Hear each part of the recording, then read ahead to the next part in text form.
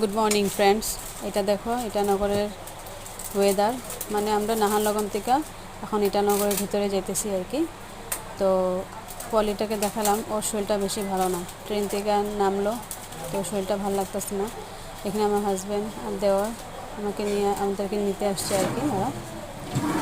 তো দেখো আমি গাড়িতে বসে বসে যতটুকু মানে ফটো ভিডিও করতে পেরেছি ওইটাই আর কি। তাছাড়া নাহারলগন থেকে ইটানগর যেতে যেতে যতটুকু আমি ভিউটা দেখেছি ওটা আমার খুবই ভালো লেগেছে, কিন্তু বৃষ্টির জন্য আর বেশি দেখতে পারিনি, ঘরে থাকতে লাগছে আর কি। আর আমরা শুক্রবার দিনই পৌঁছাইছি সকালে ওদের এখানে। তারপরে তো একটু ওয়েদারটা ভালো ছিল, যার জন্য নাকি আমরা একটু হোলি খেলতে পেরেছি, যে হোলির পিকগুলো দিয়েছি, একটু একটু হোলি খেলেছি।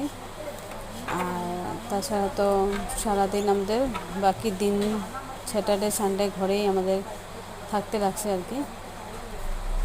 এটাই দিলাম আর কি ভিডিও ইটানগরে।